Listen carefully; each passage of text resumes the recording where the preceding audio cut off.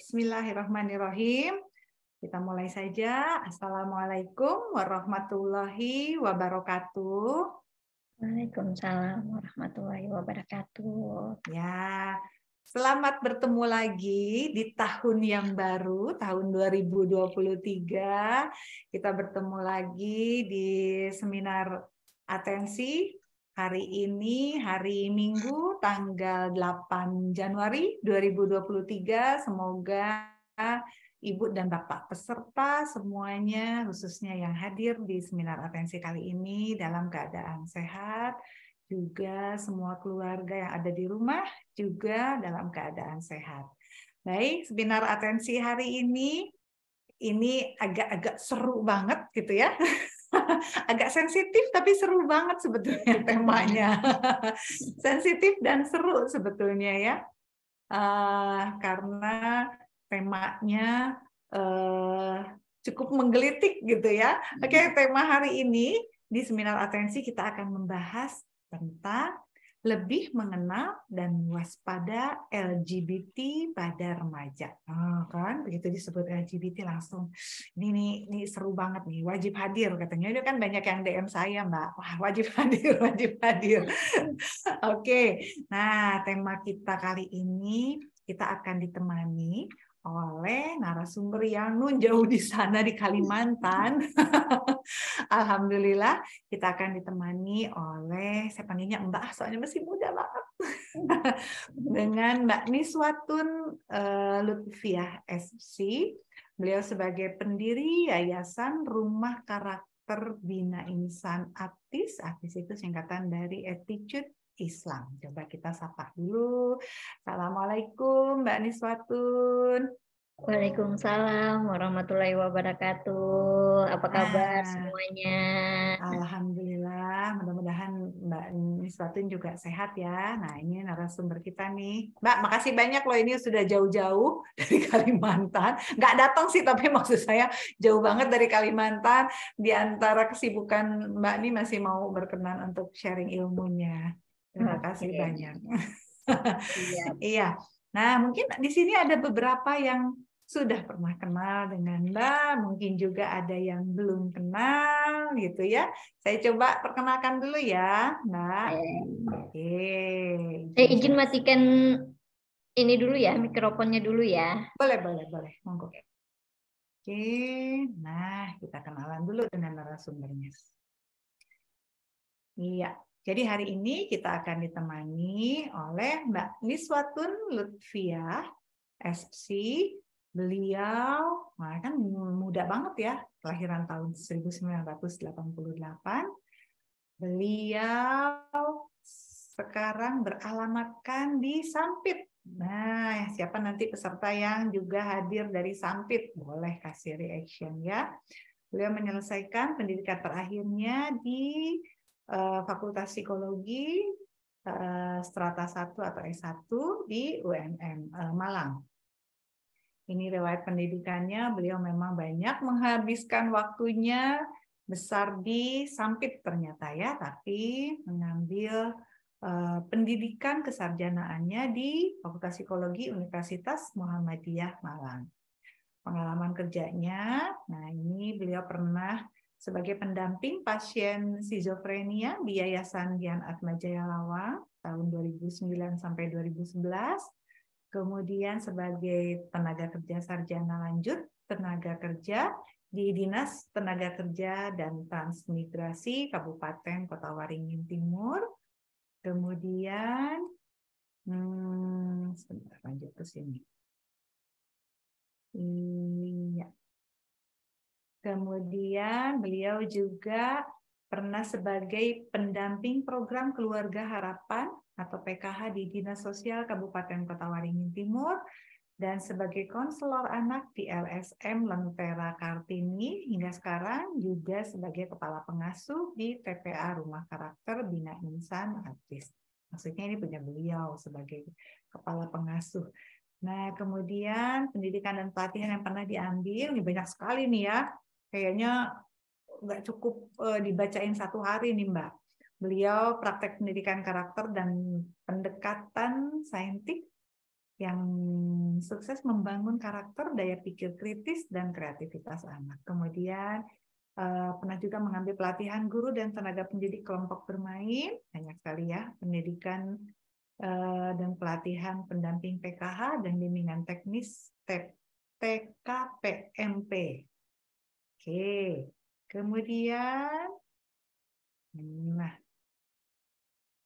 kita lihat lagi, ini cukup banyak sih, banyak banget. Dan kemudian, nah ini menarik banget nih.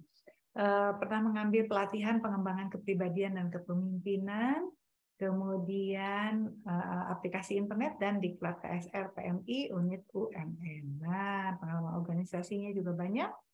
Mulai dari mahasiswa yang beliau aktif banget nih ya sebagai Senat, Komisi Pemilu Raya Fakultas Psikologi UMM, dan LSM PPA Lentera Kartini. Kalau sekarang pastinya beliau sebagai pendiri Yayasan Rumah Karakter Bina Insan Atis atau Attitude Islam. Oke. Nah, ini perkenalan narasumber kita hari ini. Sebelumnya saya perkenalkan dulu. Saya mengajak para peserta yang sudah hadir di sini. Yuk, jangan lupa karena seminar atensi ini rutin diadakan setiap bulan dan memang nggak menentu waktunya kapan. Saya sangat bergantung pada ketersediaan waktu narasumber. Nah, jadi supaya peserta bisa update terus tema seminar atensi berikutnya, jadwalnya, waktunya, monggo follow Instagram Atensi Anak Remaja. Yuk silahkan, saya ajak Ibu dan Bapak peserta untuk follow Instagram Atensi Anak Remaja. Baik, saya dengan Eva Silvana, saya seorang psikolog klinis anak dan remaja yang akan mendampingi Mbak Niswatun di seminar atensi kali ini. Monggo silahkan Mbak Niswatun, untuk waktu dan screen-nya saya persilahkan. Belum ada suaranya Mbak, masih di mute sepertinya. Oke, terima kasih saya ucapkan kepada Bu Eva dan terima kasih juga kepada para peserta webinar pada hari ini. Gak nyangka banyak banget ya. Apanya Mbak? Yang banyak banget? Pesertanya. Oh, oke. Pesertanya. Dikira cuma berapa orang gitu. Berarti pengikut atensi anak dan remaja banyak juga ini. Atau Alhamdulillah.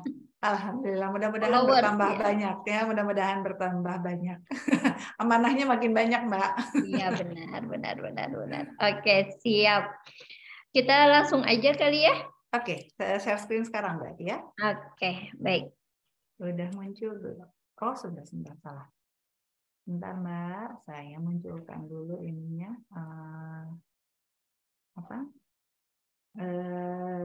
Materinya ya. Oke, baik. Ya.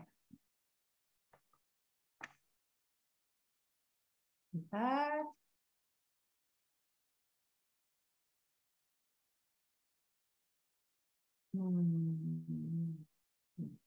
Sudah muncul kan? Ya, sudah muncul belum? Oke, terima kasih Bu Neva. Ya. Oke, hari ini kita akan membahas mengenai LGBT ya, karena saat ini marak sekali LGBT. Jadi mari kita lebih mengenal dan waspada LGBT pada remaja. Sebelumnya, buat yang baru gabung, saya ucapkan Assalamualaikum warahmatullahi wabarakatuh. Sekali lagi, perkenalkan, saya Niswatun dari Sampit. Saya owner Yayasan Rumah Karakter Bina Insan Atis. Dan alhamdulillah hari ini saya dipercaya oleh Bu Eva, ya Bu Eva untuk mengisi webinar pada hari ini. Mohon izin saya sharing sedikit ilmu yang pernah saya dapatkan gitu ya. Dan saya ingin menyampaikan sebelum memulai seminar ini, saya akan menyampaikan sedikit kutipan mengenai remaja. Ya, jadi remaja itu selalu mencoba banyak hal.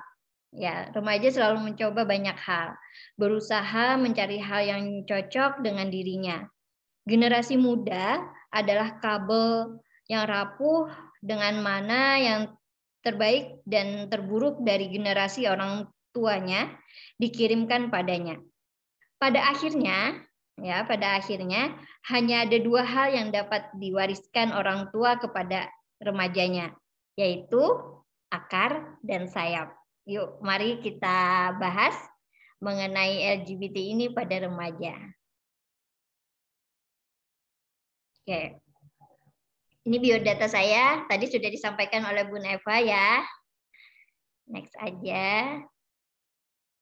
Oke, jadi pada hari ini sasaran kita setelah mengikuti Zoom meeting ini, kita akan mengenal dunia remaja lebih jauh, kemudian mengenal circle-nya LGBT, dan juga menjadi lebih waspada terhadap perilaku LGBT gitu. Next. Oke, topik yang akan kita bahas hari ini yakni remaja dan relasi romantisnya, fakta LGBT pada remaja, pengertian LGBT itu sendiri, LGBT dari sisi psikologi, waspada LGBT di kalangan remaja, dan cara efektif mengatasi LGBT pada remaja.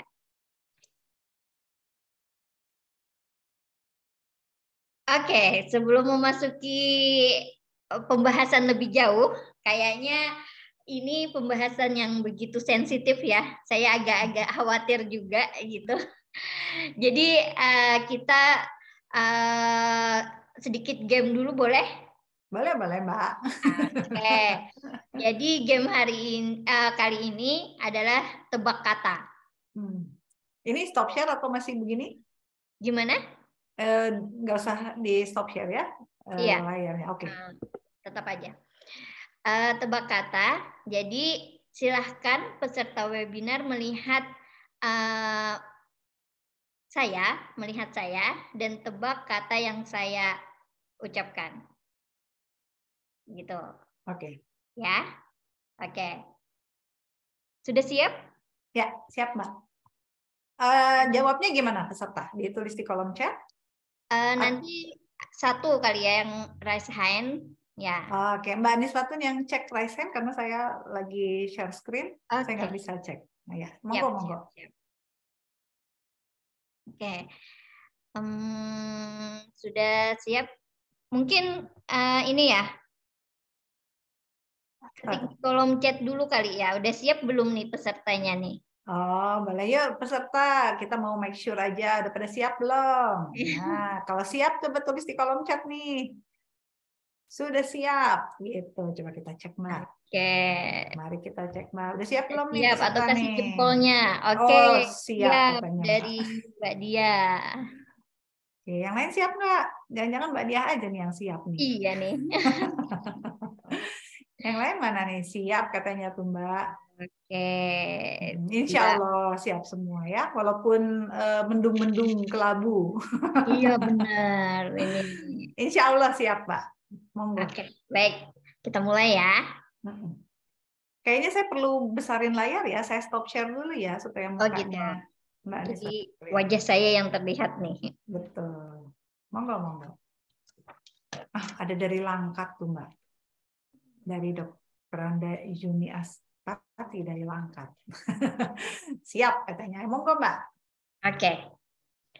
Tebak kata yang saya ucapkan ya. Saya ulangi.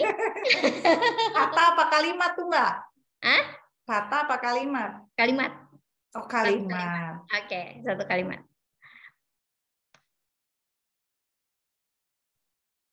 Aduh.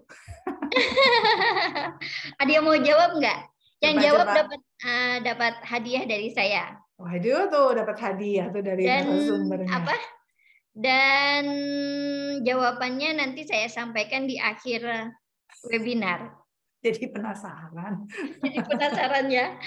Akhir webinar nanti saya sampaikan jawabannya. Terus kalau ada yang benar saya kasih hadiah.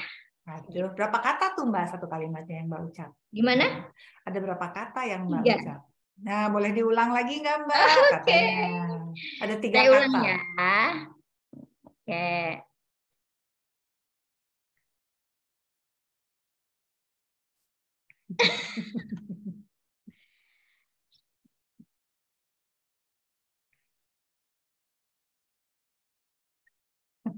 Ayo Oke. peserta, coba dijawab di kolom chat. Saya kok agak-agak nyerah nih. Kok nyerah? Saya pasrah katanya. Kata pertamanya remaja. Oke. No comment. Aduh, komen nyerah tuh. Hmm. Saya kata pertamanya malah belajar. Coba Mbak, diulang Mbak. Oke. Oh iya deh, remaja benar.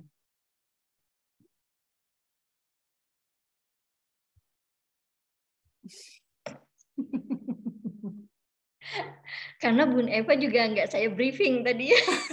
Iya, saya nggak dikasih bocoran nih. Oke, kayaknya nggak dapet. Ada yang berhasil jawab atau nanti ya kita lanjutin dulu ke materinya. Iya. Oke tuh, kata pertamanya betul semua, hampir semua betul tuh. Kata pertamanya betul ya. Dicari kata kedua sama ketiga. Iya betul. Oke, berarti dilanjut nanti nih ya. Tapi kalau yang udah dapat insight, monggo langsung. Iya, langsung aja langsung di chat. Oh, tuh ada tuh Mbak dari Mbak Fiktina Fitri Ismiriam. Katanya remaja yang bahagia. Aduh, belum tepat. Hampir apa masih jauh? Itu hampir.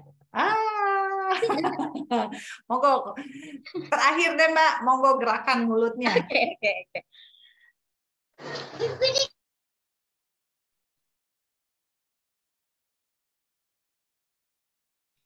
Sekali lagi Mbak. Oke, ya. Monggo, jawabannya disimpan dulu. Nanti kalau sudah ingat, boleh dituliskan di kolom chat. Nanti saya lihat siapa yang paling atas menjawab Ya, paling yang benar. paling pas dan pertama jawab. Betul. Oke, kita lanjut ke materi berarti ya Mbak.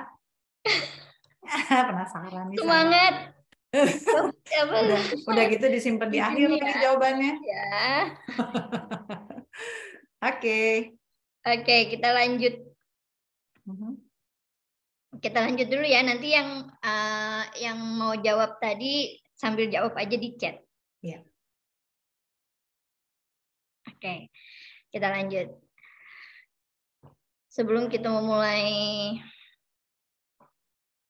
materinya, jadi kita ini akan membahas terkait remaja. Ya, remaja itu adalah dunia yang penuh dengan warna, ya, dunia yang penuh dengan warna di mana mereka sedang berada di masa peralihan antara dunia anak-anak menuju dewasa. Apa yang ditanamkan saat mereka anak-anak itu akan berpengaruh besar dalam penyesuaiannya di masa remaja sehingga mampu menguatkan pribadinya di masa dewasa nanti. Gitu. Oke, next. Oke, ini sekarang video saya tadi lupa share sound sebenarnya. Oh, udah.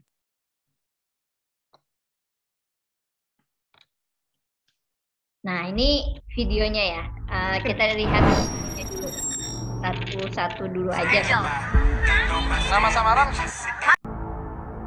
Oh, satu-satu ya? Ya, satu-satu dulu aja. Sebentar. Yang mana dulu? Yang kiri apa yang kanan, Mbak?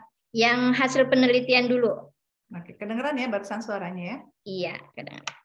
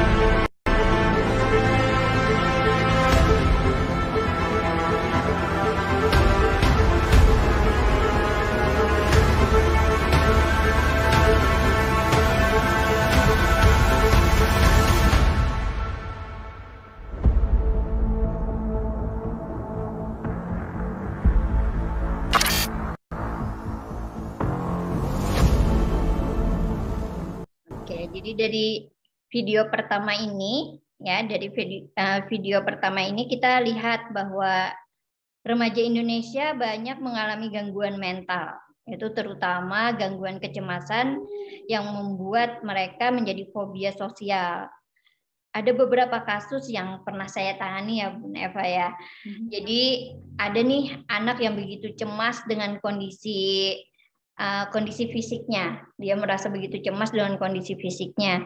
Sehingga dia merasa bahwa dia itu tidak cantik. Dia bisa merasa diakui cantik kalau dia memiliki pacar gitu. Sampai segitunya dia berpikirnya gitu loh. Jadi sehingga kesehariannya itu dia habiskan dengan mencari pacar gitu. Ketika suatu kesempatan dia mendapatkan pasangan ya, dan di hari pertama bertemu dengan pasangannya itu dia langsung melepaskan keperawanannya untuk laki-laki itu gitu loh. Itu yang membuat saya ini sangat-sangat mengerikan gitu ya. Nah, kemudian juga ada anak laki-laki yang mengalami orientasi seksual menyimpang. Jadi dia menyukai pemuda dewasa. Suatu ketika dia mengeksplor dirinya,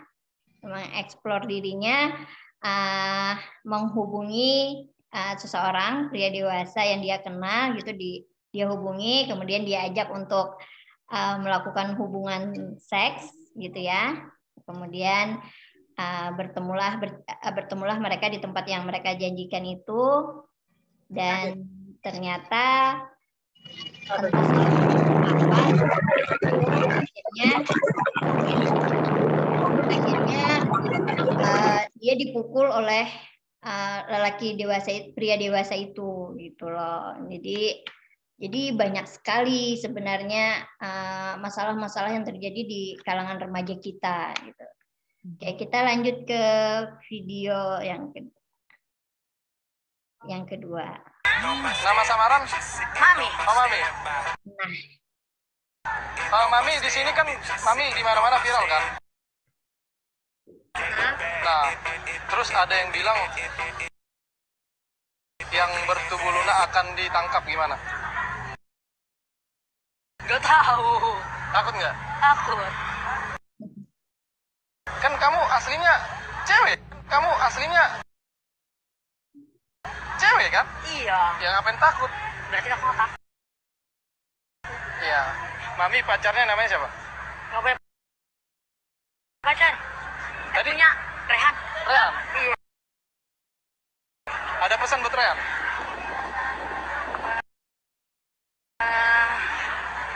Apa ya? Nggak tahu ah. Nggak tahu ya. Mami tadi kan katanya ngakunya cewek kan? Kok ada kumis? Iya, ini aku pakai susuk di sini biar laki-laki tergoda sama aku. Asoy. oke, nah di video kedua ini juga ini ya, salah satu perilaku remaja yang membuat para orang tua cemas gitu ya. Oke, mari yuk kita bahas lebih jauh. Nah, ini kita kenali dulu nih remaja dan relasi romantisnya. Itu gimana sih di masa remaja ini relasi romantisnya bagaimana gitu. Jadi remaja itu sebenarnya menghabiskan cukup banyak waktunya untuk berpacaran atau berpikir mengenai pacaran. Itu menurut penelitian. Ya.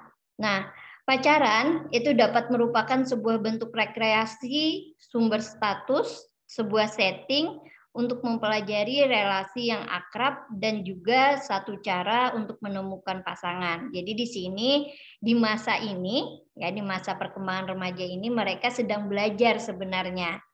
Sedang belajar mengenai hubungan yang lebih serius kayak gitu, tentang percintaan. Jadi banyak sih sekarang para orang tua yang pada akhirnya memaklumi memaklumi anak-anaknya untuk berpacaran di masa ini biasanya. Bahkan ada orang tua yang sangat khawatir ketika ada anaknya yang tidak laku di usia 11 sampai 16 tahun gitu loh. Ada kekhawatiran tersendiri oleh orang tua gitu loh. Tapi sebenarnya di masa ini, di masa ini tuh ada 3 tahapan perkembangannya ya. 3 tahapan perkembangan yang mencirikan perkembangan relasi romantis di masa remaja. Nah, jadi yang pertama itu mulai memasuki afiliasi dan atraksi romantis pada usia sekitar 11 hingga 13 tahun. Nah, tahap awal ini dipicu oleh pubertas biasanya. Jadi ya awal-awal cinta monyet lah ya di usia ini gitu loh. Suka sama cowok, tapi kalau menurut saya pribadi, kalau opini saya sih ya, di usia ini janganlah kita orang tua janganlah mendukung pacaran itu gitu loh. Tapi mari kita arahkan mereka bagaimana mereka bisa mengkondisikan perasaan mereka itu gitu loh. Nah, di tahapan yang seperti ini. Dan juga di masa ini menurut saya kita tidak bisa melarang mereka juga. Gak boleh pacaran. Wah, itu zaman dulu tuh, zaman saya. Gak boleh pacaran dosa, haram gitu ya. Dosa haram gitu. Jadi akhirnya memunculkan ketakutan. Nah, di masa sekarang itu udah nggak bisa lagi yang seperti itu, nggak bisa lagi mereka diancam gitu. Jadi ya harus benar-benar diarahkan perasaan romantisnya itu seperti apa. Kemudian di tahap kedua itu mereka sudah mulai mengeksplorasi relasi romantis pada usia sekitar 14 hingga 16 tahun. Nah, di sini nih mereka yang mulai mencari tahu bagaimana sih pacaran itu, bagaimana sih menjalin hubungan yang romantis itu gitu loh. Makanya di usia 14 sampai 16 tahun di zaman sekarang itu banyak sekali yang hamil di luar nikah gitu, karena mereka kebablasan, karena mereka tidak mendapatkan arahan dari orang tua misalkan seperti itu. Kemudian tahapan yang ketiga, tahapan ketiga itu adalah mengonsolidasi keterikatan romantis diadik pada usia sekitar 17 hingga 19 tahun. Di usia inilah yang mereka sudah mulai berpacaran secara serius. Yang di usia ini biasanya mereka memulai misalkan mereka sudah berpacaran di usia ini, biasanya bisa bertahan sampai 5 sampai 7 tahun gitu, bisa lama gitu loh pacarannya. Tapi ujungnya tidak jadi nikah dengan orang yang itu. Jagain jodoh orang gitu ya. Jagain jodoh orang katanya gitu. Jadi di sini benar-benar terjadi konflik ya, banyak terjadi konflik sebenarnya. Nah, oke. Kemudian ada yang masuk. Tunggu. Oke. Di remaja dan relasi romantis ini terjadilah hubungan ya, biasanya hubungan yang di luar batas seperti salah satunya LGBT gitu. Nah, banyak terjadi di usia remaja sebenarnya memulainya. Kita lihat langsung ke fakta LGBT ya. Nah, di Indonesia sendiri estimasi Kemenkes itu pada tahun 2012 terdapat 1.095.970 orang itu gay. Itu yang gay, ya, yang diketahui gay. Untuk yang lesbi itu tidak terdeteksi, gitu loh. Yang lesbi tidak terdeteksi. Kemudian pada tahun 2022 dinyatakan bahwa 3% dari jumlah penduduk Indonesia merupakan LGBT. Nah, berbahaya banget kan sebenarnya. Itu bisa kita lihat nih sekarang dari yang kemarin rame itu Citayam Fashion Week ya. Iya. Citayam Fashion Week itu marak sekali mereka menunjukkan budaya LGBT. Kemudian ada kontes gay nasional di Cianjur ya. Dan di tempat saya juga ada banyak sebenarnya yang mengalami LGBT ini gitu. Nah, kemudian sebenarnya apa sih LGBT itu gitu loh ya. Nah, LGBT itu adalah akronim dari lesbian, gay, biseksual, dan transgender atau transseksual. Jadi LGBT itu adalah kalau menurut saya itu adalah penyimpangan perilaku seksual ya, gitu loh. Seperti kalau gay itu laki-laki suka sama laki-laki seperti itu. Yang seharusnya, yang seyogyanya laki-laki dan perempuan. Berarti mereka kan sudah melewati batas norma yang ada gitu. Nah, jadi akronim ini dibuat dengan tujuan untuk menekankan keanekaragaman budaya yang berdasarkan orientasi seksual serta identitas seksualitas dan gender. Nah, jadi tapi ada juga yang baru. Kalau menurut saya baru karena saya baru mengetahui ya. Ada beberapa golongan juga yang nggak mau disebut LGBT gitu. Mereka dibilang biner, non biner gitu. Jadi dia berjenis kelamin laki-laki, tapi dia tidak mengakui bahwa dia laki-laki. Dan juga dia tidak mengakui bahwa dia perempuan gitu loh. Dia sadar diri bahwa dirinya itu diciptakan laki-laki. Dia pernah menyukai laki-laki, pernah juga menyukai perempuan gitu loh. Jadi berada di tengah-tengah gitu. Mereka nggak mau disebut LGBT tapi itu ada juga. Nah, kemudian kalau LGBT itu sendiri dipandang dari sisi psikologi ya, pada tahun 1990 WHO itu tidak lagi mengklasifikasikan sebagai gangguan mental. Ya enggak, Bu Neva? Iya, betul. Ya, dari DSM-5 ya? Udah ditarik, udah dihapus. Iya, itu yang membuat mereka menjadi lebih kuat. Menurut saya itu yang membuat mereka lebih kuat. Tapi syukurnya di Indonesia, Kementerian Kesehatan Republik Indonesia pada tahun 2014 menyatakan bahwa LGBT itu dikategorikan sebagai orang dengan gangguan, dengan masalah kejiwaan. Nah, jadi ada permasalahan nih di kejiwaannya. Itu jatuhnya ke psikiater ya, Bu Neva ya? Iya, jadi kolaborasi antara psikiater dan psikolog. Iya, oke. Nah, jadi gitu. Jadi bukan gangguan mental nih videonya nih. Oh, oke, video ya. Iya. Tidur langsung ciuman tapi ada reaksi emosional. Yang namanya LGBT atau homoseksual itu kan sudah dikeluarkan dari pedoman gangguan kejiwaan oleh WHO itu sejak tahun 90-an. Karena dia bukan penyakit, dia nggak bisa menularkan apalagi disembuhkan. Bukan soal seks aja, tapi soal cinta. Seksualitas itu bukan sesuatu yang sangat gampang untuk diubah. Itu adalah miskonsepsi. Punya banyak teman lesbian dan gay, tapi saya tetap straight. Nah, jadi dari video itu saya mengambil asumsi bahwa mereka itu merasa diri mereka tuh tidak ada masalah gitu loh. Mereka tidak membawa dampak negatif ke orang lain gitu loh.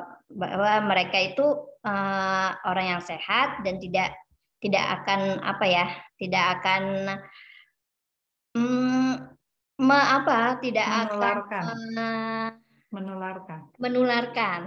menularkan penyakit mereka, tidak akan menularkan apa ya yang terjadi pada mereka gitu loh. Karena mereka merasa tidak sakit juga gitu loh. Mereka baik-baik aja.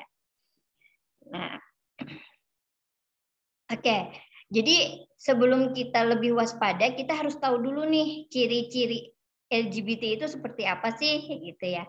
Nah, jadi kalau yang saya baca di beberapa buku, kemudian saya amati dari beberapa kasus, dan saya lihat dari video yang tadi, itu saya simpulkan bahwa ciri-ciri LGBT itu bisa dilihat dari cara dandannya, dari cara dia berdandan.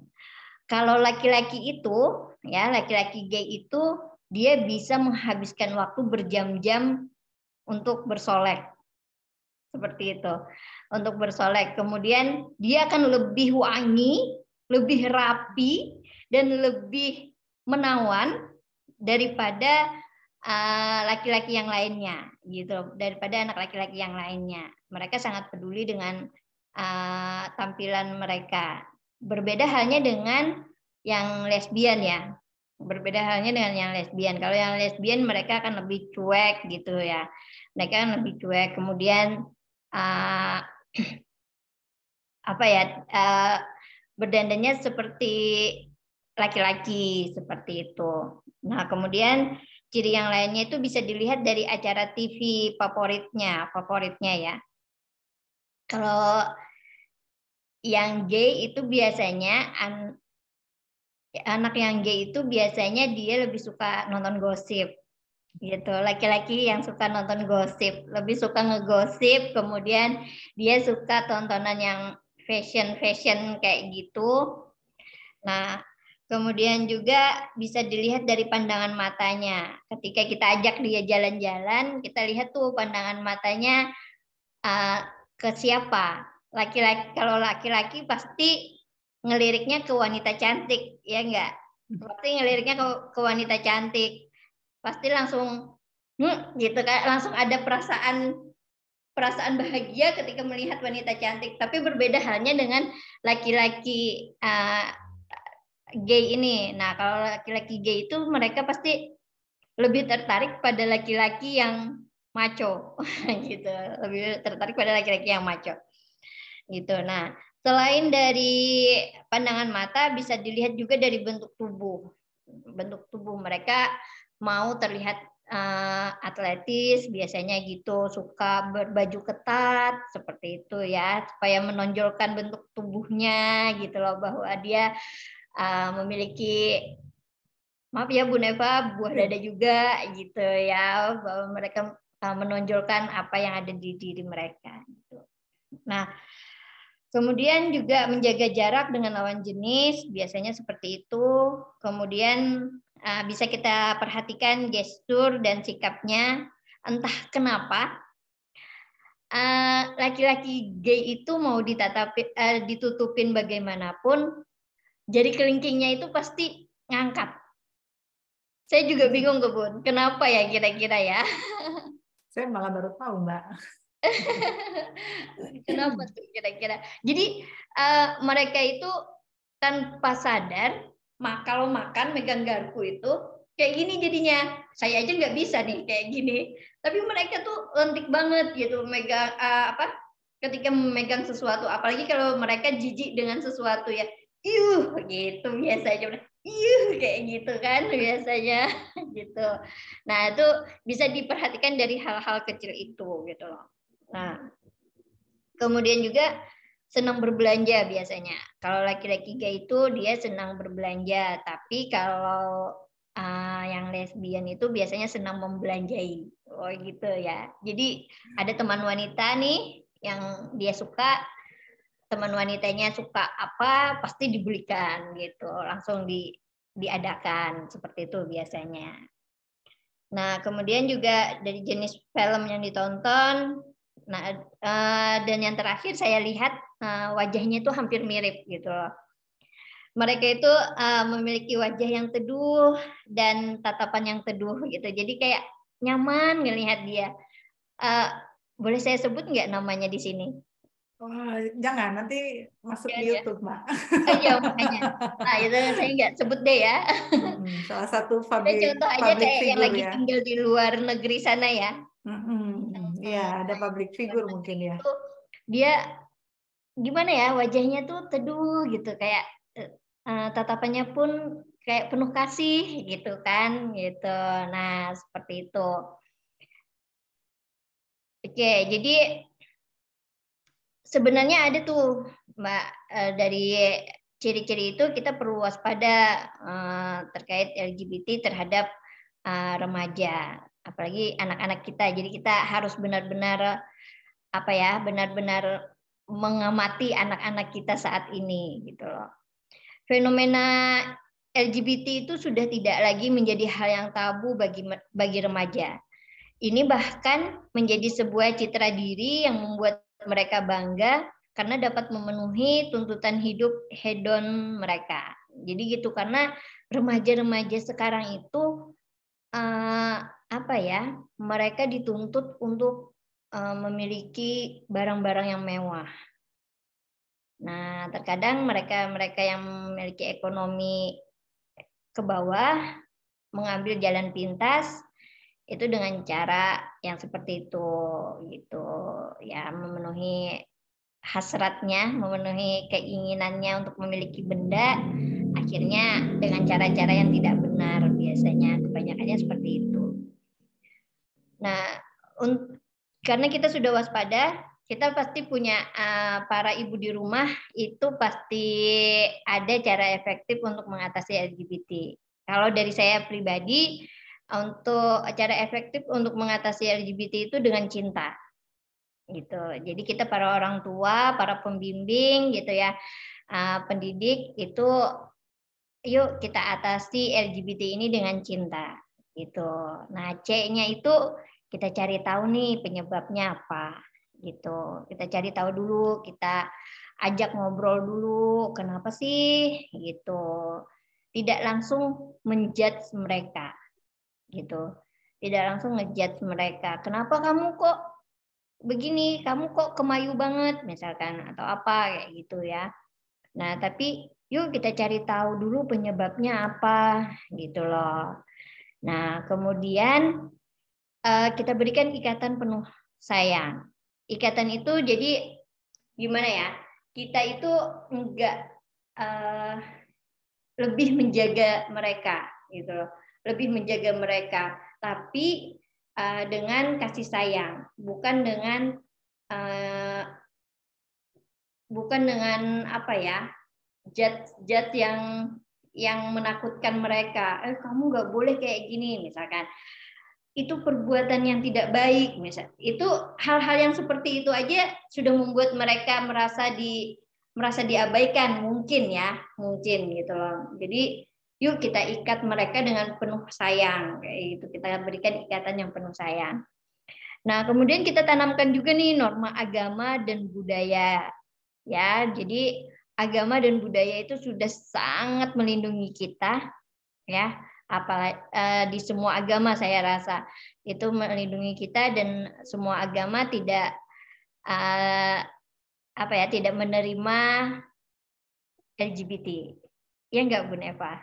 Iya, betul. Dan budaya kita ini masih budaya timur juga gitu ya. Jadi saya pernah pengalaman waktu memberikan materi di sekolah, ada anak yang bilang bahwa kita itu harus open minded, katanya kan gitu.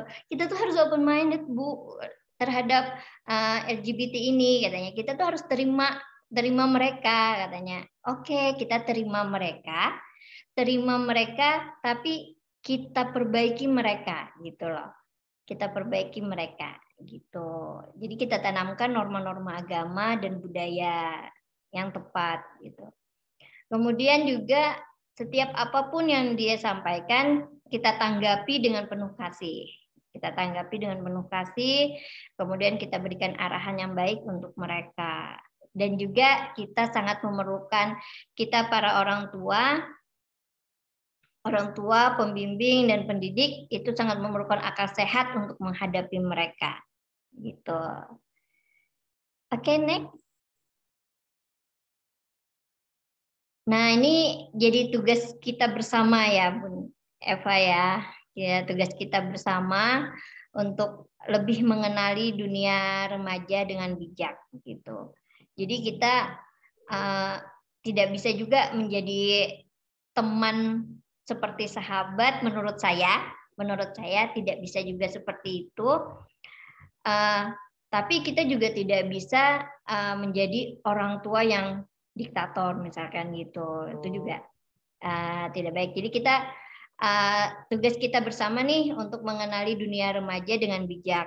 Nah, contohnya nih, sudahkah para orang tua mengenal sepenuhnya makna remaja gitu. Makna remaja itu apa sih sebenarnya kayak gitu ya. Kemudian pahami karakteristik remaja dan mengarahkan tugas perkembangan remaja dengan tepat. Seperti itu. Itu jadi tugas kita bersama. Nah, dari beberapa yang saya sampaikan tadi, saya sedikit rangkum ya. Jadi remaja itu adalah masa yang sangat krusial di mana mereka mulai mengalami kematangan baik fisik maupun psikis sehingga mulai terlepas dari perlakuan orang tua di masa kanak-kanak dan mulai mencoba berbagai hal untuk mendapatkan pembelajaran menjadi dewasa. Gitu. Peran orang tua, pendidik, dan masyarakat sebagai pembimbing remaja agar mereka tidak terjebak pada gangguan kejiwaan atau masalah kejiwaan. Gitu. Mari kita utamakan menanamkan pendidikan karakter sejak dini dan tidak lagi menuntut lebih pada anak-anak kita karena zaman kita sudah sangat berbeda dengan zaman mereka. Gitu. Oke, next. Nah, ini akhir dari materi saya. Ya, saya ambil kutipan dari Bung Karno nih. Kata Bung Karno, beri aku 10 pemuda, niscaya akan kuguncang dunia. Benar ya, ternyata. 10 pemuda itu benar-benar bisa mengguncang dunia. Satu pemuda aja udah bisa mengguncang dunia. Contohnya seperti yang sekarang lagi berdomisili di luar negeri sana gitu ya.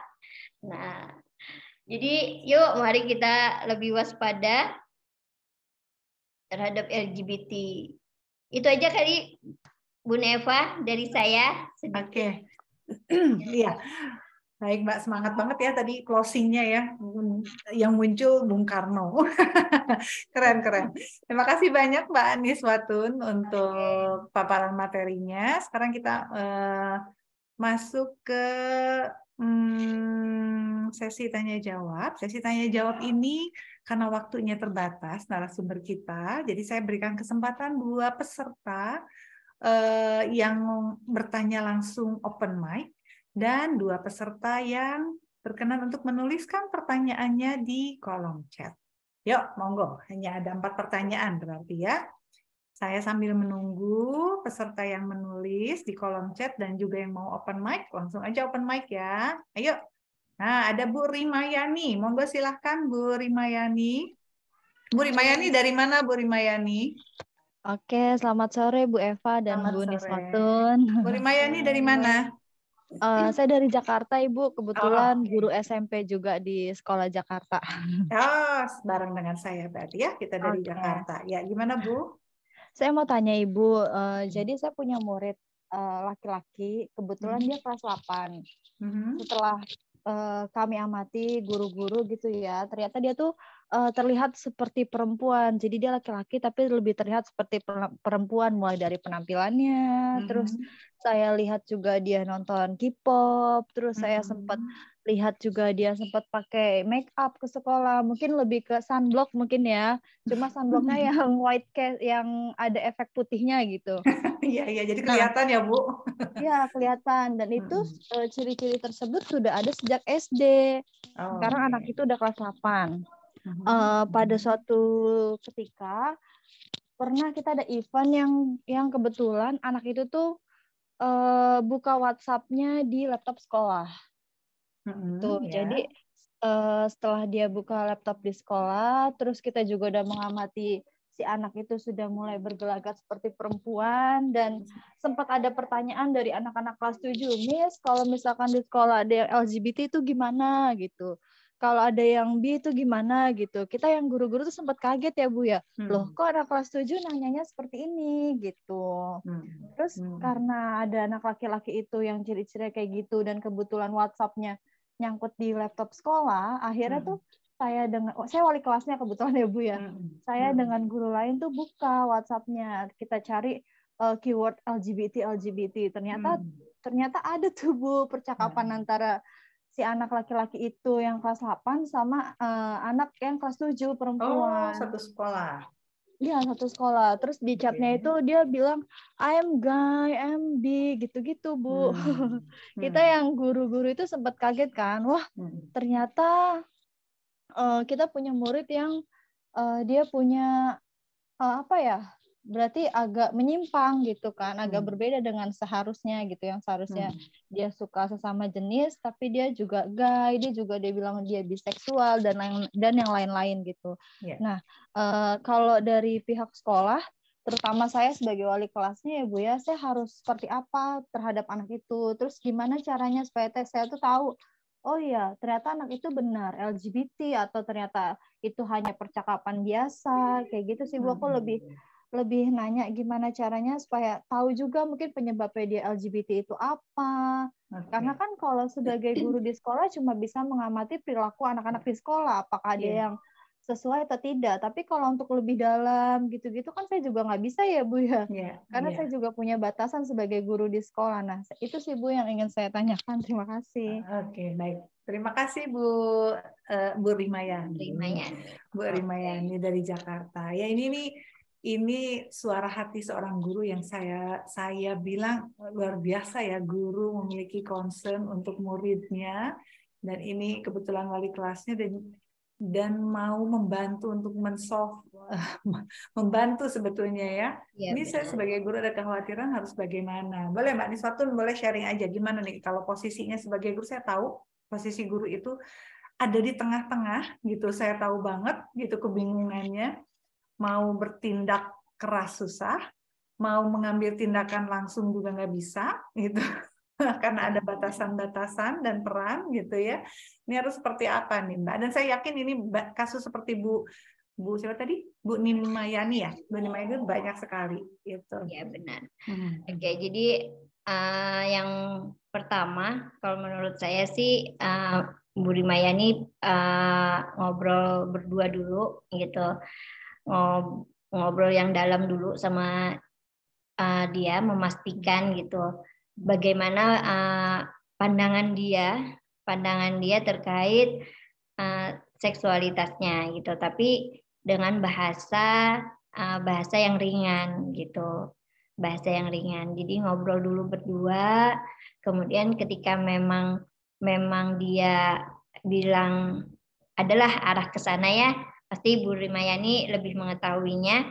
Nah, itu Ibu Rimayani bisa mengajak anaknya untuk ke psikolog dulu, ya, Bun ya. Nah, jadi sekarang itu banyak sekali psikolog-psikolog di Jakarta, di seluruh Indonesia itu ada banyak gitu loh. Jadi diarahkan dulu ke psikolog gitu. Tanyakan juga ke anaknya. Jadi yang pasti kita harus permisi dulu nih. Kita harus permisi dulu dengan anaknya. Boleh nggak ini disampaikan ke orang tua, misalkan kayak gitu. Boleh nggak ini disampaikan ke orang tua untuk kita perbaiki bersama. Karena kalau menurut saya pribadi, memperbaiki anak yang LGBT itu tidak bisa seorang diri gitu loh, nggak bisa dia sendiri, tapi satu keluarga, ayah, ibu itu harus mendampingi anak itu gitu. Seperti itu sih kalau menurut saya. Ya betul. Mana ya Bu Nimayantinya, masih ada nggak ya? Ada. Oh ada ya. Oke, saya kehilangan jejak. Ya mungkin saya tambahkan sedikit Mbak. Atau ada komentar dulu Mbak dari Bu Nimayanti? Boleh Bu Rimayani? Rimayani ya? Iya Bu. Ya. Jadi tadi dari Mbak Niswatun, Betul, karena posisi ibu ada di tengah-tengah, pastinya harus melibatkan orang tua gitu. Dan saya setuju tadi kalau diajak ngobrol dulu ke anaknya, 4 mata aja, itu juga di awal bagus juga gitu. Saya tahu banget kekhawatiran Bu Rimayani, tapi sebetulnya Bu, nih saya tambahkan sedikit mungkin gini Bu, kecenderungan ke arah LGBT mungkin sudah kelihatan nih Bu gejalanya gitu ya.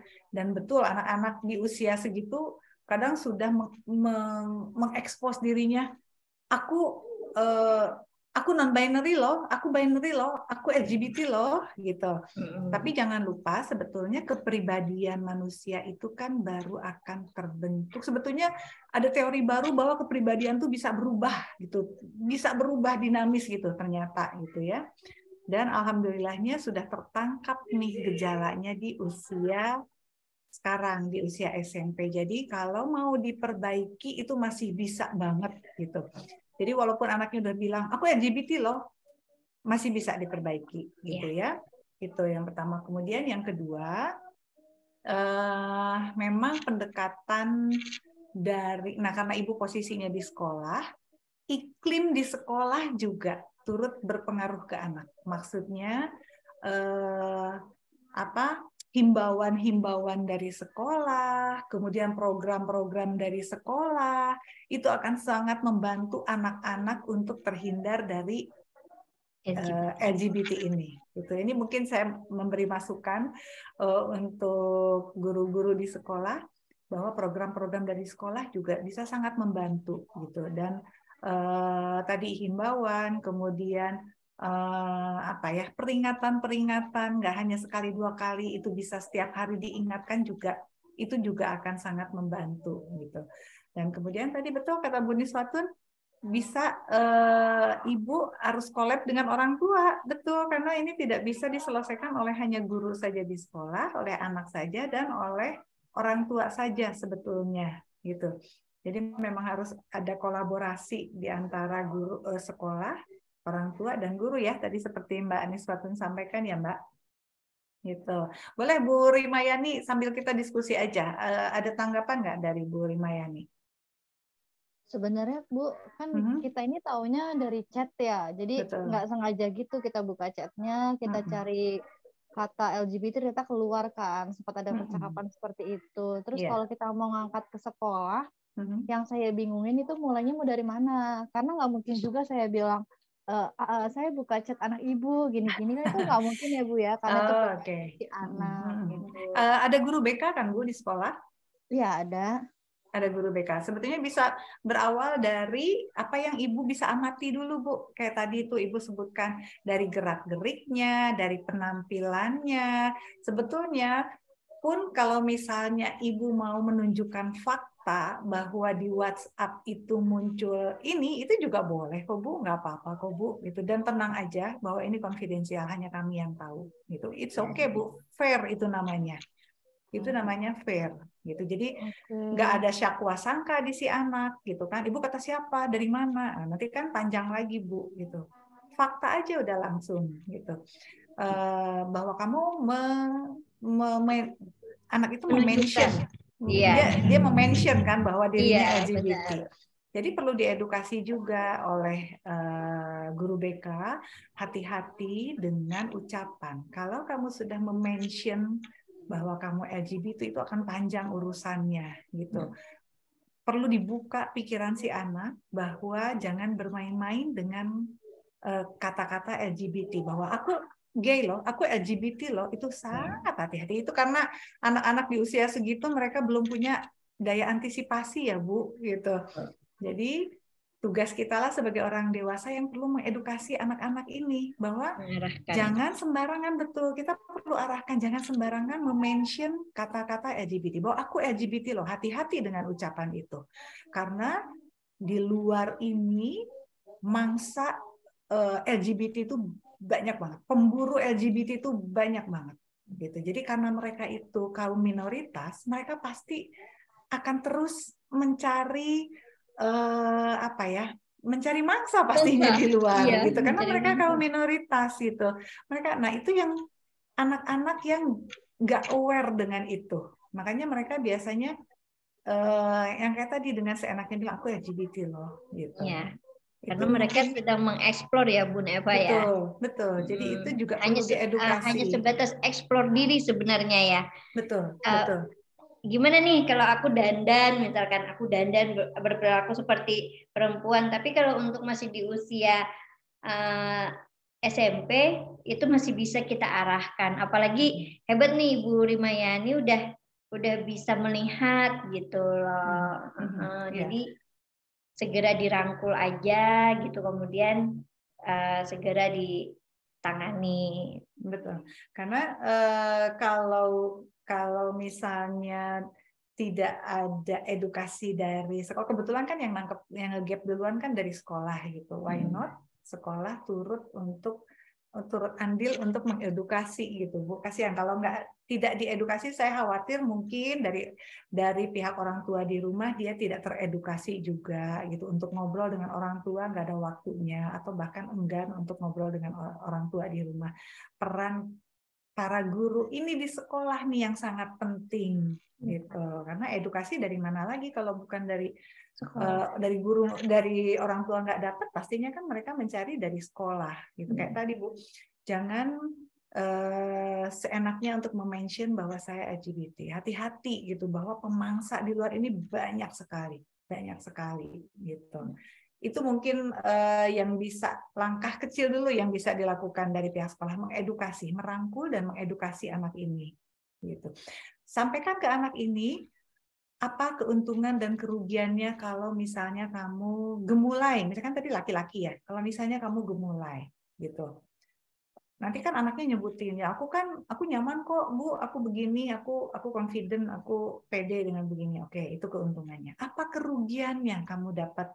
Apa yang kerugiannya kalau misalnya kamu gemulai, misalnya muncul, ya aku dibully, aku diejek. Nah, artinya kan ada apa ya? Ada ketidakterimaan dari lingkungan sosial. Kita sadarkan anak itu bahwa lingkungan sosial, kamu tinggal di Indonesia, ternyata lingkungan sosial di Indonesia belum bisa menerima itu. Itu juga perlu disampaikan, Bu. Memang banyak banget hal yang perlu disampaikan, tapi mungkin dari hal simpel-simpel dulu yang konkret, yang anak-anak udah pasti bisa masuk gitu ke tataran kognitif mereka. Gitu. Seperti itu, Bu Rimayani. Halo Bu. Bu, terima kasih atas jawabannya. Semoga apa yang tadi sudah disampaikan bisa saya terapkan di sekolah. Iya, nanti terutama dibantu guru BK-nya ya. Nanti saya sharing lagi dengan guru-guru yang lain. Iya, betul. Terima kasih ya Ibu Eva dan Ibu Watun. Baik. Terima kasih banyak Bu Rimayani. Oke, kita buka lagi pertanyaan. Monggo yang mau raise hand, satu orang lagi, dan yang mau menuliskan pertanyaan di kolom chat, monggo juga. Silahkan. Ya, Assalamualaikum Bu Eva. Siapa ya? Saya Dr. Ea, Bu Eva. Saya nggak lihat nih. Maaf Bu Eva, boleh nggak saya izin nggak buka video? Oh, boleh. Mamanya Lutfi. Oh iya. Oke. Ya Bu, apa kabar Bu? Iya, ini baik alhamdulillah. Assalamualaikum, saya Dr. Ea dari Depok. Salam kenal Ibu Niswatun. Saya sudah kenal dekat dengan Ibu Eva. Iya, betul. Ketemu di sini ya Bu. Iya, benar-benar diskusi yang menarik. Saya sebenarnya nerima ini seminggu yang lalu dari Bu Eva, udah saya tandai nih. Ini semua ada Lutfi, nah sekeluarga ikut semua. Alhamdulillah, salam dari saya ya Bu. Iya. Dan memang ini diskusi yang menarik ya. Saya akui kita ini sudah darurat LGBT, Bu. Betul. Bukan hanya ini bukan hanya main-main. Bahkan kemarin kan kita dengar ya, Bu Niswatun, di Kalimantan sendiri ada seorang pendidik, ibu guru sendiri, bahkan beliau seorang LGBT dan melakukan pelecehan seksual. Saya sendiri juga beberapa pasien saya seorang dosen juga. Iya, perawatan kecantikan yang seorang LGBT juga, bingung juga ngomongnya gimana gitu ya. Tapi gini Bu, saya dilema dengan keadaan sekarang yang ada beberapa dari kita, psikolog ataupun psikiater ini, justru malah memberikan ruang kepada mereka. Yang seperti tadi Ibu Niswatun bilang, kita harus open mind, tapi open mind-nya itu disalahartikan gitu. Memberikan mereka tuh bukan memberikan mereka arahan, tapi ya sudah, itu sudah pilihan mereka, itu sudah seolah-olah takdir mereka, dan kalau mereka suka menjalani itu, bahkan didukung gitu. yang dilakukan oleh psikiater dan psikolog ini ada juga kok. Saya mungkin Bu Eva udah tahu, alih-alih mereka meluruskan malah memberikan mereka itu ruang untuk percaya diri bahwa apa yang mereka pilih itu adalah benar. Bahkan terakhir saya di seminar, saya nggak usah sebutkan namanya, seorang profesor, beliau bilang kalau memang sudah pilihan daripada dia stres, kita harus membantu mengganti misalkan kalau misalkan yang perempuan kita berikan hormon testosteron, kalau misalkan jadi kita bantu untuk mereka tuh menjadi transgender gitu. Karena yang terjadi kalau kita memaksakan malah dia stres, terjadi bunuh diri gitu. Apakah benar gitu Bu Eva seperti itu gitu loh. Jadi kan banyak juga ya Bu Eva, kalau ini mungkin dari kita semua ini insya Allah memerangi. Saya kasih kata memerangi karena jujur saya ingin anak-anak selamat insya Allah. Tapi kan sebagian ini udah saya bilang darurat, bukan hanya dari kita sendiri, juga malah ada yang mendukung. Bahkan mungkin saya nggak tahu, saya nggak mau seuzon, mungkin pemerintah juga sepertinya memberi ruang kepada mereka gitu. Itu kan dilema, apalagi anak-anak saya juga masih kecil Bu Eva gitu. Nah Bu Eva sendiri gimana tuh sebagai seorang psikolog? Ini berat ini pertanyaannya, bertemu dengan komunitas yang memang psikolog itu sendiri memberikan dukungan gitu loh, bahkan diperbolehkan mengganti gender gitu. Saya pun diarahkan begitu, makanya itu surprise buat saya gitu. Oke Bu Eva, Bu Niswatun, saya mohon maaf atas pertanyaan sulitnya. Mudah-mudahan ini. Terima kasih Bu. Ya, terima kasih. Ini agak-agak challenging juga ya pertanyaannya ya. Assalamualaikum. Waalaikumsalam. Waalaikumsalam. Oke, baik. Sebelum dari saya nih, dari Mbak Niswatun dulu. Gimana nih Mbak Niswatun sendiri gimana nih menyikapi LGBT? Tapi kalau Mbak Niswatun sih kayaknya jelas ya, dari judulnya aja udah jelas ya. Gimana nih Mbak? Kalau saya udah jelas, ini profesornya kayaknya penganut WHO banget kayaknya.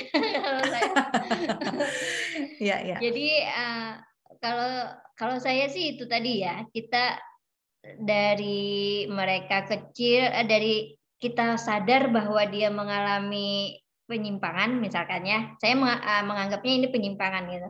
Ada masalah ini, kita harus segera merangkul dia gitu loh. Kita berikan norma-norma agama kita dengan bijak, kemudian norma budaya kita gitu ya. Seperti yang Bun Eva bilang juga tadi ya, kita harus memberikan edukasi yang konkret kepada mereka, biar mereka itu bisa langsung menyadari, oh iya ya, kayak gitu. Nah, jadi terbuka wawasan mereka, oh iya ya, ternyata budayaku tuh tidak terima ini gitu loh. Pasti aku bisa kok berubah. Kita juga harus memotivasi mereka gitu loh.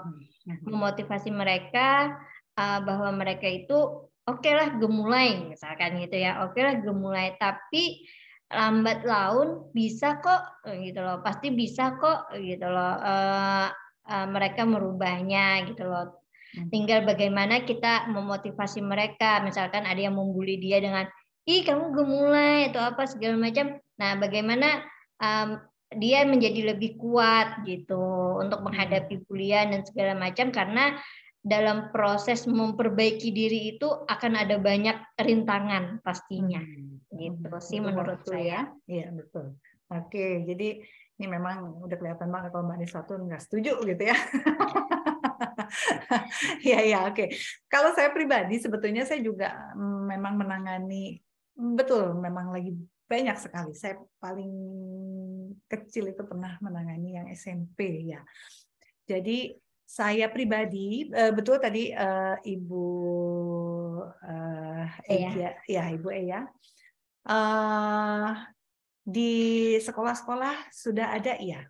Bahkan ada beberapa tenaga profesional, baik dokter maupun psikolog, yang bukan mendukung sih, artinya bukan pro juga, bukan gitu, tapi dia apa ya? Nah ini karena sudah dicabut dari DSM-5 gitu, jadi saya nggak tahu itu bisa disebut pro atau enggak, tapi beliau apa ya, mereka yang setuju, bukan setuju juga sih, tapi akhirnya kelihatan seperti demokratis gitu, kelihatan seperti demokratis, tapi akhirnya mengokekan gitu, akhirnya mengokekan.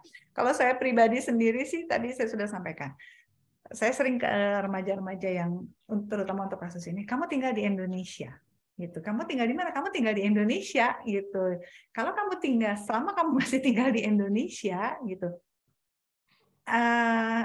ini belum bisa diterima di Indonesia, gitu. Selama kamu tinggal di Indonesia, ini belum bisa diterima di Indonesia. Jadi kalau kamu mau pergi, gitu ya, ke mana?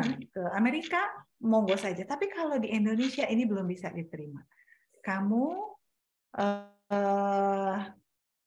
maksudnya gini, kamu bisa menyesuaikan diri atau enggak, gitu. Di mana bumi yang kamu pijak, itu sih. Dan kamu harus siap.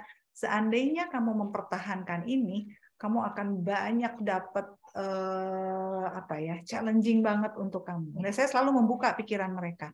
Untungnya apa buat kamu, ruginya apa buat kamu. Ternyata setelah dibuat list, banyak banget ya ruginya. Kamu siap nggak dengan itu? Saya selalu dibenturkan dengan anak remaja. Kamu siap nggak dengan itu? Bahkan kalau mau lebih jauh saya tarik lagi, saat kamu mau masuk ke dunia kerja, cukup banyak beberapa perusahaan yang nggak bisa terima untuk calon-calon karyawan yang LGBT. Bahkan saya kemarin juga dengar ada kasus di Makassar, mahasiswa sudah diterima di Makassar, akhirnya waktu dipanggil ke forum gitu ya, tadinya santai sih sesinya sama rektor apa dekan gitu. Kamu laki-laki apa perempuan? Karena terlihat gemulai kan. Anak itu menjawab, bukan laki-laki, bukan perempuan. Kok bisa begitu? Iya, saya binary katanya. Enggak, kamu laki-laki atau perempuan? Gitu. Ya, anak itu akhirnya nggak terima juga gitu universitas itu. Gitu. Nah, saya nggak tahu selanjutnya dia tetap kuliah di situ atau enggak. Nah, saya nggak tahu. Cuman dari penolakan dekan apa rektornya juga itu kan akhirnya terlihat bahwa nggak bisa tinggal di Indonesia dengan status seperti itu, nggak bisa gitu. Intinya saya benturkan banyak penolakan, kamu akan banyak rintangan ke depannya, kamu akan banyak penolakan ke depannya, dan itu butuh energi banget untuk kamu. Sementara kamu punya mimpi yang besar, misalnya kamu mau jadi dokter misalnya, atau kamu mau jadi pengusaha, gitu. Mimpi kamu akan hilang begitu saja hanya gara-gara masalah remeh-temeh seperti ini, gitu. Sayang sekali, gitu, sayang sekali. Kalau saya pribadi seperti itu, Bu Ea, saya selalu mengarahkan di mana bumi dipijak, disitulah kamu harus mengikuti aturan. Saya appreciate banget ya, baru kemarin itu negara Rusia ya yang mengumumkan undang-undang tentang mereka nggak setuju dengan LGBT ini. Kami sangat menunggu nih sebetulnya di Indonesia. Ya, saya pribadi sangat menunggu gitu di Indonesia dengan kekhawatiran darurat LGBT ini. Gitu. Seperti itu Bu Ea, mudah-mudahan nih Lutfi juga mendengar di situ. Jadi tetap waspada, dan karena Lutfi di situ dengar, untuk para remaja juga jangan sungkan untuk banyak cerita ke mama dan papa. Ya. Gitu ya, karena saya banyak dapat kalau saya boleh ambil statistik dari beberapa klien yang datang ke saya bisa tarik sedikit kesimpulan bahwa anak-anak yang LGBT itu banyaknya karena fatherless, ketidakhadiran ayah. Nah, itu yang jadi miris juga gitu ya, ketidakhadiran peran ayah. Mungkin ayahnya ada, tapi perannya nggak muncul gitu. Itu juga banyak gitu saya temui. Ya, mudah-mudahan ini bisa menjadi pencerahan juga dan masukan untuk para orang tua. Seperti itu Bu Ea. Mana nih Bu Ea? Mana nih? Masih Ya, ada. terima kasih Ibu Ya, Bu. Eva dan Ibu Niswatun. Mudah-mudahan saya sama Ibu Eva, mudah-mudahan Indonesia segera mengeluarkan undang-undang ya. Betul. Bismillah, betul, amin. Berarti ini kita sama-sama sejalan ini ya. kita ya Bu Eva sama Ibu Niswatun. Insya Allah. Ya, ini kekhawatiran kita bersama ya Bu ya. Ya, terima kasih, sehat selalu. Assalamualaikum. Ya, waalaikumsalam warahmatullahi wabarakatuh. Baik, Mbak Niswatun, di kolom chat ada satu pertanyaan. Ini menjadi pertanyaan terakhir mungkin dari Bu Juni, tapi sebelum ke Ibu Juni ada dari Pak Parlinggoman mungkin ya. Jadi ada 3 raise hand, 1 pertanyaan di kolom chat ya Mbak Niswatun ya. Oke, mangga Pak Parlinggoman silahkan. Oke, terima kasih Bu atas Bapak dari mana, waktunya. Pak? Bapak dari mana? Saya Bu dari Samosir. Alhamdulillah dari Samosir, jauh sekali. Salam buat Iya, Bu. masyarakat Samosir ya, Pak. Iya Bu, ya Bu. Saya bertugas di SMA Negeri 1 Studio Bu. Oke, Bapak guru ya? Iya, guru BK Ibu. Ya, gimana Pak? Oke. Permasalahan yang pernah saya jumpai Bu sampai saat ini belum bisa saya tuntaskan. Ada kelas 11. Kelas 11 SMA ya Pak? Iya, kelas 11. Dia itu laki-laki sebetulnya Bu. Ya. Tapi dia kalau di sekolah ataupun di lingkungan masyarakat, dia selalu bergaul dengan lawan jenis kelaminnya. Kemudian sampai 3 kali saya home visit Bu ke rumahnya, di rumahnya dia itu suka memakai pakaian perempuan gitu Bu. Kira-kira untuk mengatasi ini gimana Bu? Gemulai juga ya Pak kelihatannya ya? Iya Bu. Baru yang pertanyaan kedua Bu. Ada masih dibilang umuran 6 tahun. Laki-laki perempuan? Laki-laki. Ya. Dia sukanya memegang jenis kelaminnya. Apa itu sudah termasuk ke LGBT itu Bu? Itu aja. Terima kasih. Maksudnya memegang alat kelaminnya Pak? Iya. Oke, baik. Yang pertama dulu ya Pak ya, tadi yang kelas 11 itu berarti kelas 2 SMA Mbak. Laki-laki, ya. Pak, saya mau tanya, saat Bapak visit ke rumah, dia pakai baju perempuan, orang tuanya ada nggak? Ada. Terus, bagaimana sikap orang tua saat melihat anak pakai baju perempuan? Saya komunikasikan dengan orang tuanya, malahan orang tuanya dipukuli, Bu. Oh, iya. Jadi anak ini yang punya kendali ya di rumah ya? Iya, Bu. Betul sekali, Bu. Oh, baju siapa yang dia pakai, Pak? Bapak, baju siapa yang anak itu pakai? Baju mamanya, kemudian sambunya mama. Oh, oke. Ya, baik. Ya, nah ini kan kalau ini udah jelas sekali ya, Mbak Niswatun ya. Iya. Gimana nih Mbak? Udah jelas sih sebetulnya, udah kelihatan sampai dia pakai baju tuh kan berarti sudah arahnya udah kelihatan gitu nih.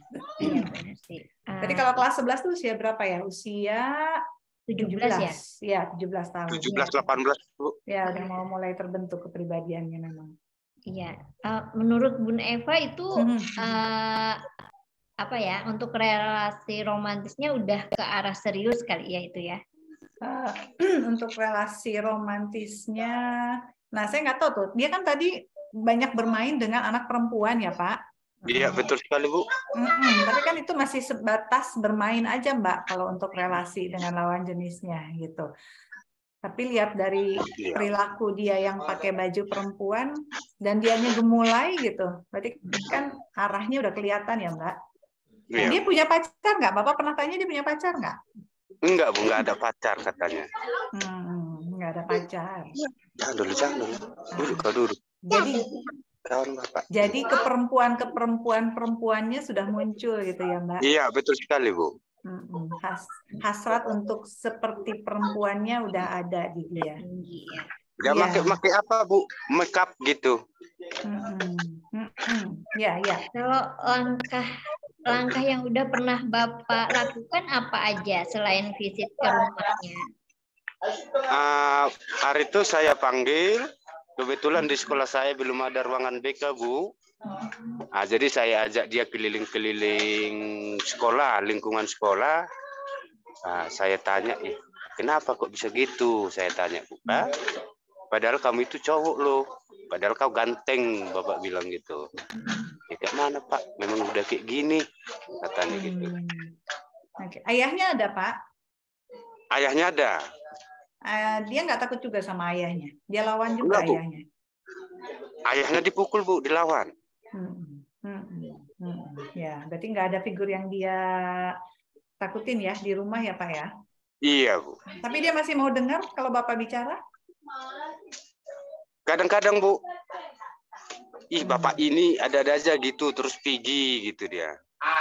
Apa katanya? Bapak ini ada-ada aja. Bapak waktu itu bilang apa? Malas, itu aja yang diomongin Bapak ini katanya Bu.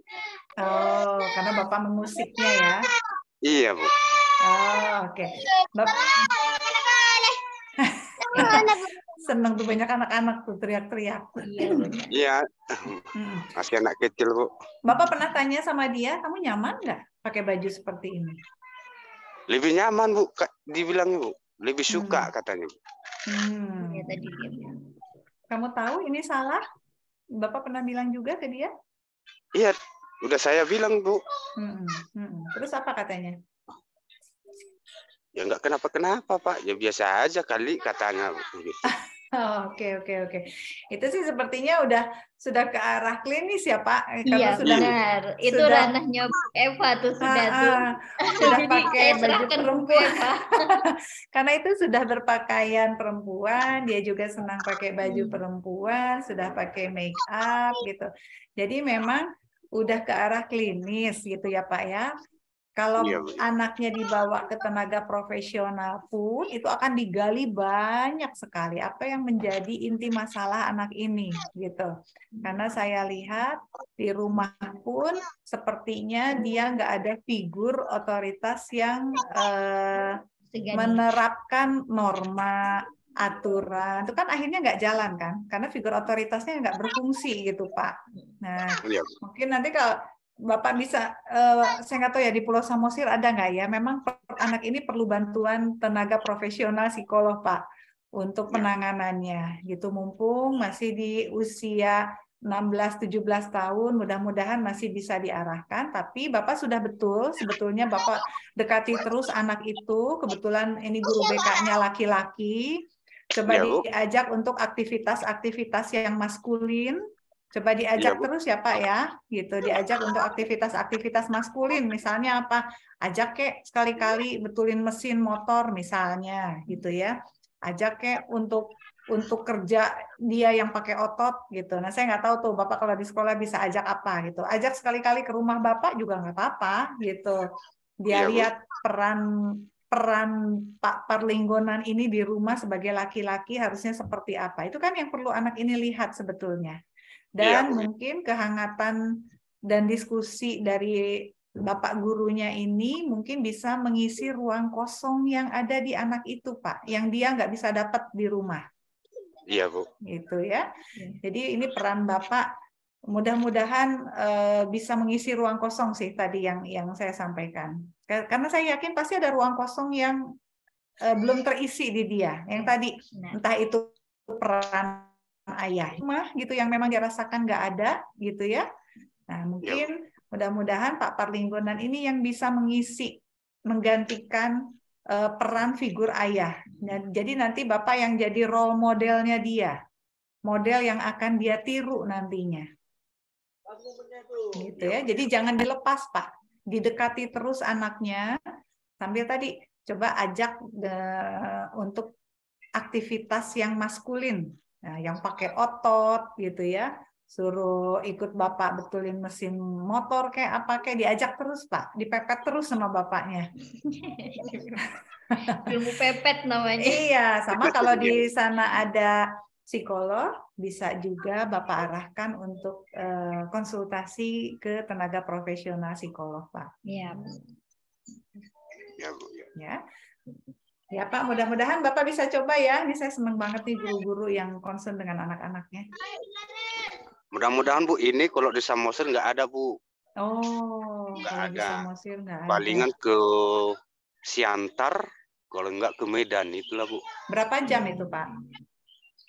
Kalau naik mobil Bu, 7 jam Bu. Waduh, Bapak coba, Bapak udah follow Instagram Atensi belum? Belum Bu. Nanti Bapak follow Instagram Atensi, Bapak DM ke Atensi ya. Nanti bisa diusahakan untuk konsultasi online dulu deh. Oh iya, Bu. Jadi ya, nggak usah datang gitu. Konsultasinya bisa konsultasi online dulu ya. Oh iya Bu. Nah, ya, Bapak follow dulu Instagram Atensinya ya Pak, Atensi Anak Remaja. Oh iya Bu, ya Bu. Iya, ya nanti insya Allah nanti saya bantu ya. Oke, terima kasih Bu. Ya, baik, semangat Pak. Ini sebagai guru luar biasa. Mudah-mudahan semangat terus menginspirasi ya Pak. Iya Bu. Oke, baik. Terima kasih banyak Pak Parlinggonan. Itu pertanyaan yang kedua Bu. Yang kedua apa tadi ya? Oh iya lupa. Maaf. Yang kedua, Anak umur 6 tahun. Iya.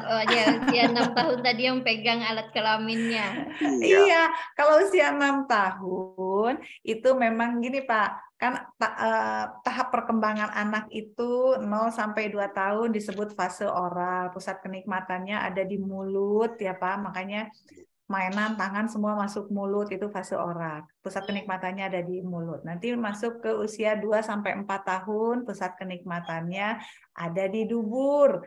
Makanya anak di usia segitu udah mulai diajarkan toilet training. Kalau pup harus di kloset gitu. Memang masuk ke tahap ketiga usia 4 sampai 6 tahun itu pusat kenikmatannya ada di alat kelamin. Anak mulai mengeksplorasi, oh saya ternyata punya alat kelamin ya. Makanya jangan kaget kalau di usia 4 sampai 6 tahun anak mulai seneng nih lagi bengong nonton TV sambil pegang-pegang atau lagi bengong dia coba dieksplor gitu. Dan memang sedang di usianya. Jadi kalau kita orang dewasa yang menyaksikan anak di usia 4 sampai 6 tahun ini sedang memainkan alat kelamin, jangan dikagetin, Pak. Jangan dimarahin. Ya, cukup kita ingatkan saja. Jangan ya, Nak. Tanganmu kotor, ada bakterinya, ada kumannya. Nanti bakterinya pindah ke kelamin kamu. Nanti jadi infeksi apa segala macam. Coba Bapak jelaskan.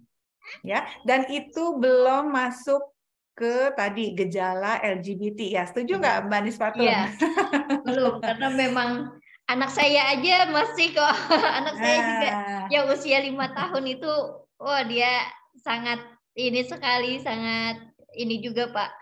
Jadi dia kalau apa-apa itu megang kelamin dia. Jadi kami awalnya neneknya kaget juga, kenapa sih pegang-pegang kelamin terus gitu kan. Kata saya sabar, tenang, kata saya kayak gitu. Jadi nggak bisa kita marahin. Mungkin bisa jadi yang LGBT itu berawal dari sana gitu. Pembiaran pun juga nggak bisa di usia itu gitu loh. Jadi memang harus benar-benar kita arahkan kayak Bun Eva tadi gitu.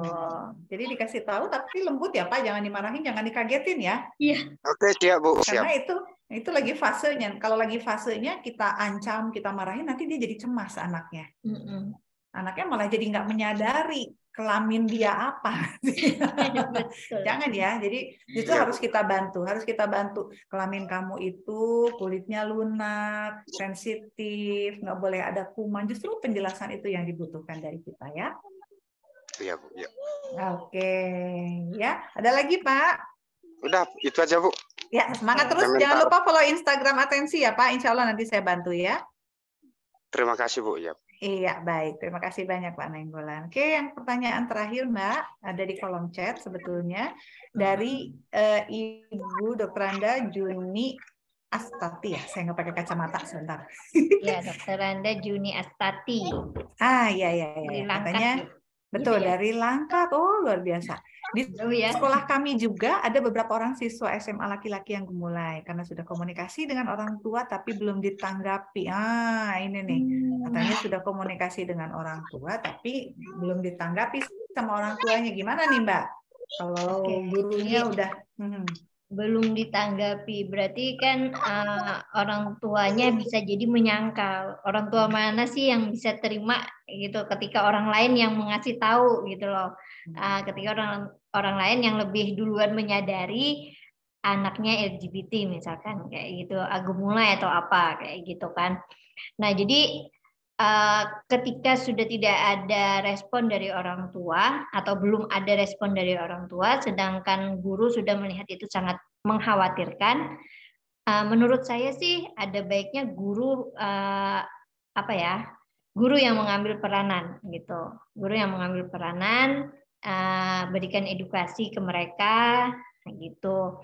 Jadi memang sangat perlu sekali sekarang itu edukasi terkait pendidikan seks di sekolah-sekolah gitu loh. Jadi jangan dianggap hal yang tabu lagi gitu loh, pendidikan seks itu gitu loh. Karena kalau kita memang bicara sesuai ranahnya, berbicara dengan sesuai ranahnya, pasti anak-anak jadi lebih jadi lebih terbuka wawasannya. Seperti itu sih menurut saya.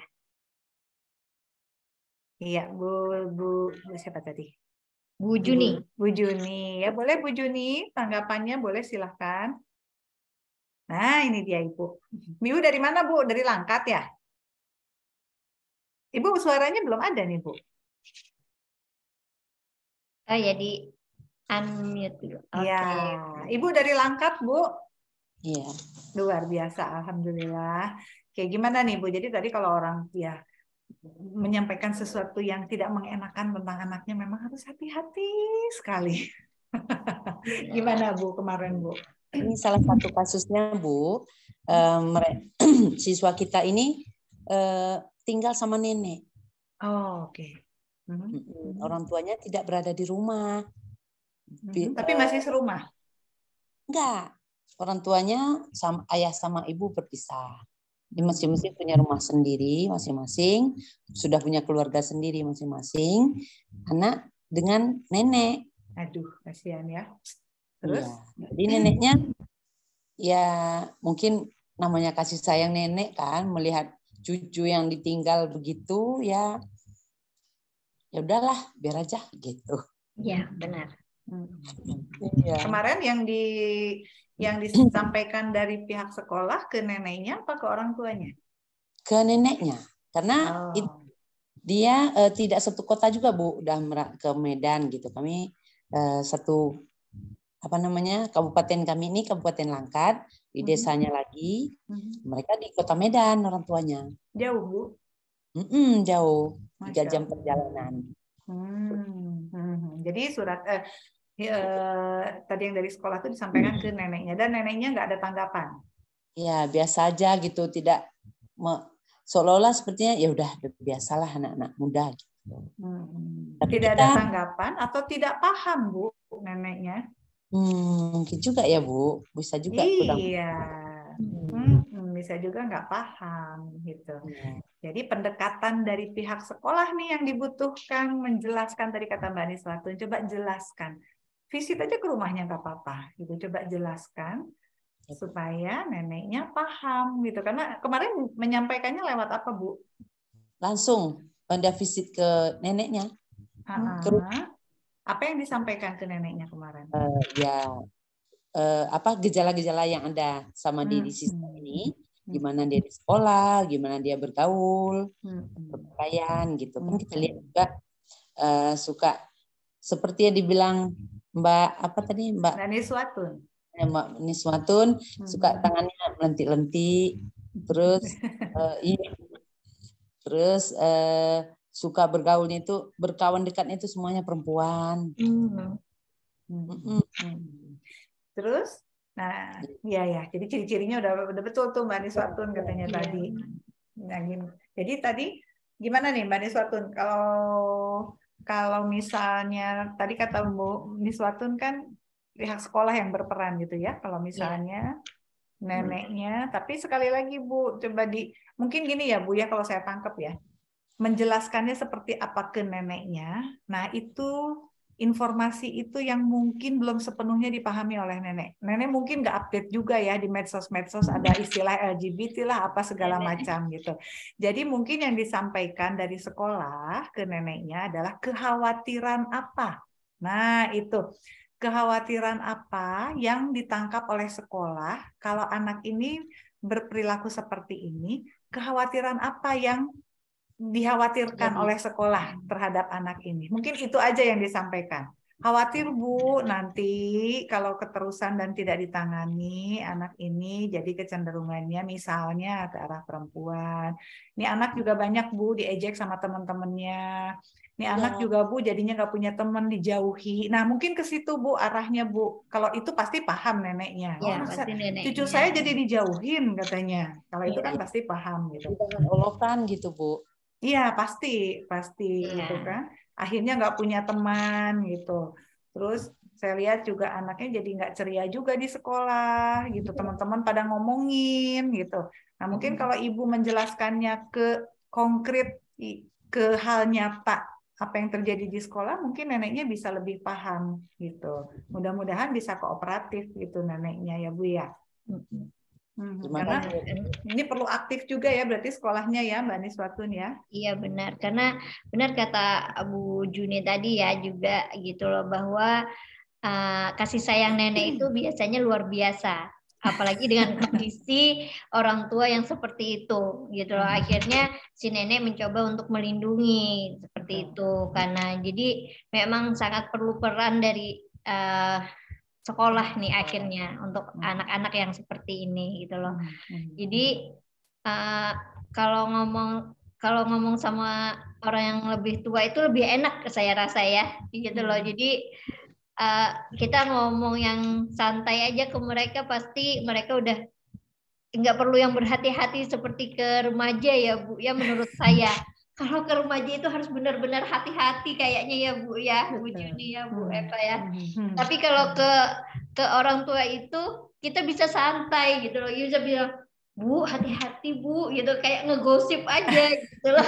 Jadi santai kan gitu. Iya. Hati-hati Bu, anaknya bisa ini kayak gitu kan. Jadi nenek-nenek itu biasanya akan cepat takutnya gitu loh, apalagi mereka sayang gitu. Nah, justru kita memanfaatkan rasa sayang nenek ini terhadap cucu, kita manfaatkan rasa sayangnya Bu, supaya nenek ini tergugah untuk mau merubah cucunya. Justru kita memanfaatkan rasa sayangnya ini.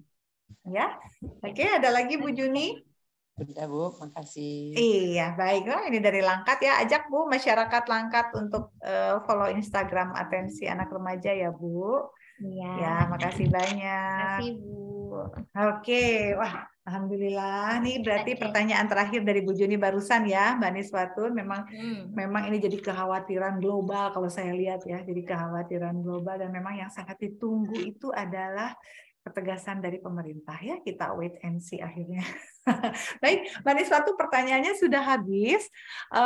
Closing statement sedikit aja, pesan apa nih yang mau Mbak Niswatun sampaikan terkait dengan LGBT ini, terutama untuk para pendamping remaja. Pendamping remaja itu bisa orang tua mungkin, bisa guru mungkin, gitu, siapapun, masyarakat gitu ya. Monggo Mbak Niswatun, pendek saja.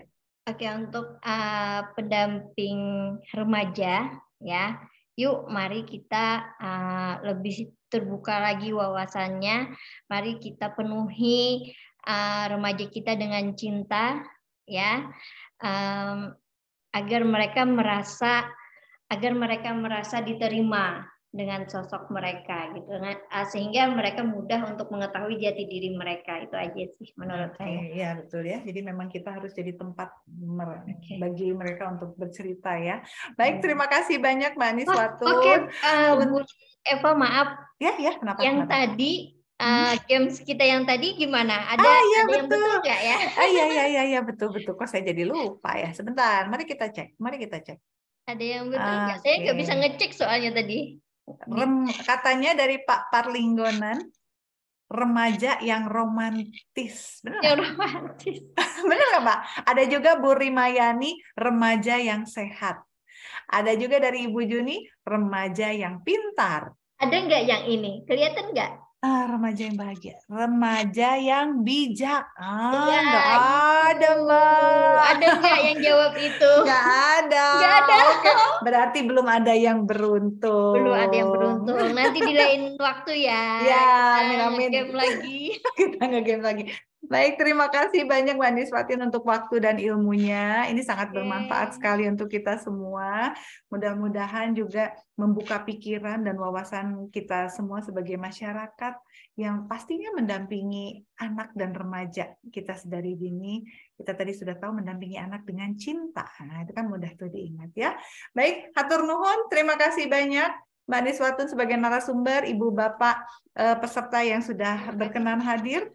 Yang sudah Alhamdulillah. Gabung. Alhamdulillah. Jangan lupa follow Instagram Atensi Anak Remaja, dan jangan khawatir bagi yang tidak bisa datang di hari H seminar.